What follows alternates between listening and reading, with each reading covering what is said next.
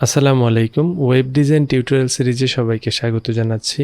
আজকে আমাদের এই টিউটোরিয়াল সিরিজের পঞ্চম পর্ব। গত পর্বে আমি HTML এর প্যারাগ্রাফ এবং হেডিং ট্যাগ সম্পর্কে আলোচনা করেছিলাম।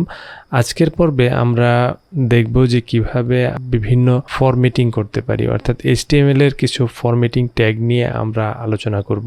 তাহলে আপনি যদি গত পর্বের ভিডিওটি মিস করে থাকেন, ডেসক্রিপশন বক্সে লিংক দেওয়া রয়েছে, সেখান থেকে দেখে আসতে পারেন। বরাবরের মতো আমি আমার প্রজেক্টের জন্য সাবলাইম টেক্সট ওপেন করে নিব এবং সাবলাইম টেক্সট ওপেন করার পর আমি ফাইল থেকে ওপেন ফোল্ডারে ক্লিক করব। দেন আমি অনলাইন ফাইলসে আমি ওয়েব ডিজাইন নামে একটা ফোল্ডার ক্রিয়েট করেছিলাম।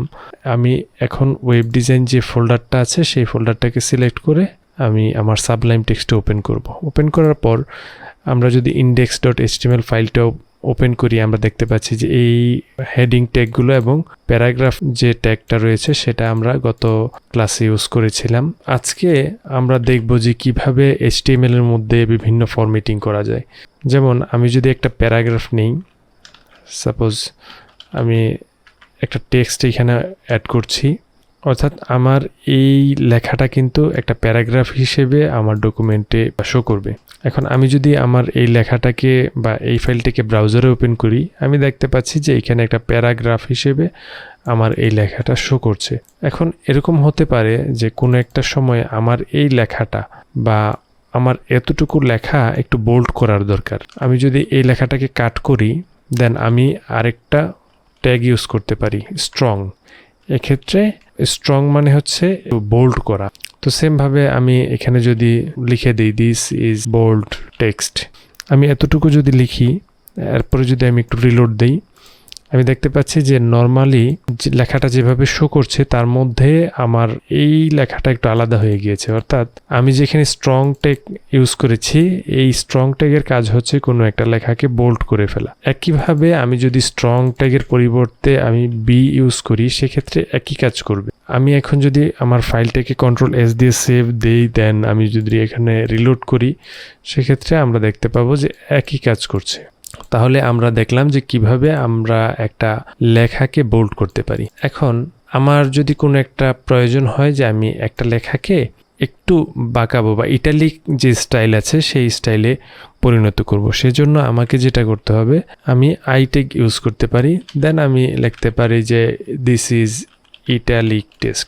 এখন যদি আমি আমার ব্রাউজারটাকে রিলোড করি, আমি দেখতে পাচ্ছি যে এই অংশটুকু কিন্তু ইটালিক টেক্সটে পরিণত হয়েছে, অর্থাৎ ডান দিকে একটু বেঁকে গিয়েছে। সেম ভাবে এখানে যদি আমি আরেকটা ট্যাগ ইউজ করি, DEL, অর্থাৎ deleted text, this is deleted. আমি এখন যদি আমার ফাইলটাকে সেভ করে আবার রিলোড দিই, আমি দেখতে পাচ্ছি যে আমার এই লেখাটা কেটে গিয়েছে। অনেক সময় আমরা কোনো প্রোডাক্টের অফারের ক্ষেত্রে দেখি, প্রোডাক্টের যে রেগুলার প্রাইসটা সেটা এরকম কাটো থাকে আর অফারের একটা প্রাইস শো করে। তো সেই ক্ষেত্রে মূলত এই ট্যাগটা আমরা ইউজ করতে পারি। এখন আমরা যদি কোনো একটা সূত্র লিখতে চাই, সাপোজ আমি লিখতে চাচ্ছি A+B এবং শুরুতে আমি ব্রেকেট দিয়ে নিচ্ছি এবং শেষেও আমি ব্রেকেট দিয়ে নিচ্ছি। আমি এখানে হোল স্কোয়ার দিতে চাচ্ছি, ইকুয়াল দিয়ে আমি দিতে চাচ্ছি A² + 2AB + B²। এখন আমরা যদি এই লেখাটাকে আমাদের ব্রাউজারে রান করি, এটা কিন্তু নর্মালি শো করবে, এটা কিন্তু স্কোয়ার হয়নি। এখন আমার দরকার হচ্ছে আমি এই সূত্রটাকে প্রপারলি লিখব। সেজন্য আমি আমার এই যে লেখাগুলো আছে, যেটা আমি উপরের দিকে একটু উঠাতে চাই, সেই ক্ষেত্রে আমি যদি ইউজ করি SUP, একটা ট্যাগ শুরু করি এবং SUP ট্যাগটাকে শেষ করি এবং মাঝখানে যদি আমি 2 দেই, এখন যদি আমি আমার ব্রাউজারটাকে রিলোড করি, আমি দেখতে পাচ্ছি যে আমার স্কোয়ারটা কিন্তু এখানে উপরে উঠে গেছে। সেম ভাবে আমরা চাইলে এই লেখাটাকে, অর্থাৎ এই ট্যাগটাকে যেখানে আমি আমার লেখাটাকে উপরে উঠাতে চাই সেখানে আমি এভাবে ইউজ করব। আমি ইউজ করলাম, ইউজ করার পর এখন যদি আমরা রিলোড দেই, আমরা দেখতে পাচ্ছি যে সূত্রটা কিন্তু একদম প্রপারলি শো করছে। এখন আমরা যদি আরেকটা জিনিস দেখতে চাই, যেমন আমি লিখতে চাচ্ছি H2O, অর্থাৎ পানির যে সংকেতটা আছে আমি পানির সংকেতটা এখানে লিখতে চাচ্ছি।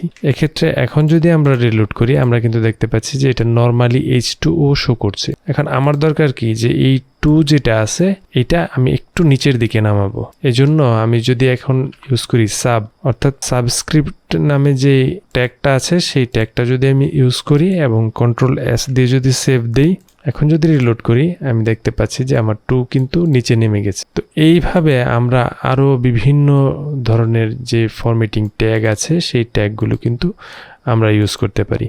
তবে মোটামুটি ওয়েব ডিজাইনের জন্য সাধারণত এই ফরম্যাটিং ট্যাগগুলোই বেশি ব্যবহৃত হয়। এজন্য আপনাদেরকে এই ট্যাগগুলোকেই আমি একটু দেখালাম। আর বাকি সব যেগুলো ট্যাগ রয়েছে সেগুলো কিন্তু এভাবেই ইউজ করতে হয়।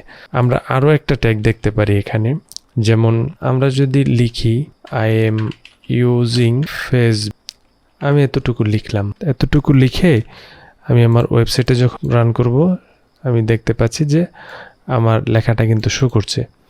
এখন এমন হতে পারে যে এই ফেসবুক যে লিখলাম এই ফেসবুকটা কেউ আসলে চিনে না, কোনো একজন ভিজিটর ফেসবুকটা চিনে না।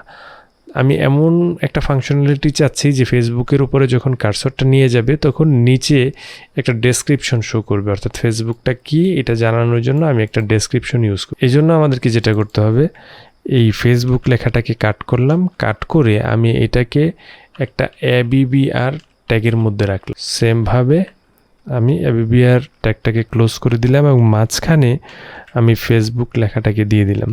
এখনও কিন্তু এই লেখাটা কিছুই শো করবে না, অর্থাৎ এখানে কিন্তু কোনো কিছুই আসছে না। আমরা যদি এই ABBR ট্যাগের মধ্যে একটা টাইটেল নামে একটা অ্যাট্রিবিউট ইউজ করি, টাইটেল নামে অ্যাট্রিবিউট ইউজ করে আমরা যদি বলি যে Facebook is a social media, এখন আমি যদি আমার ব্রাউজারটা রিলোড দিই আমি দেখতে পাচ্ছি যে ফেসবুকের নিচে কিন্তু একটা ডটেড আন্ডারলাইন হয়ে গেছে এবং আমি যখন কার্সরটা নিয়ে এটার উপরে রাখছি তখন একটা মেসেজ শো করছে Facebook is a social media. অর্থাৎ আমাদের যে ওয়ার্ডগুলোকে অ্যাব্রিভিয়েশন করতে হবে সেই ওয়ার্ডগুলোর ক্ষেত্রে আমরা ABBR ট্যাগটাকে ইউজ করতে পারি। সো আজকের ভিডিও এ পর্যন্তই। পরবর্তী ভিডিওতে আমি আরও কিছু নতুন ট্যাগ আপনাদেরকে দেখানোর চেষ্টা করব এবং সেই পর্যন্ত সবাই ভালো থাকবেন, সুস্থ থাকবেন। আল্লাহ হাফেজ।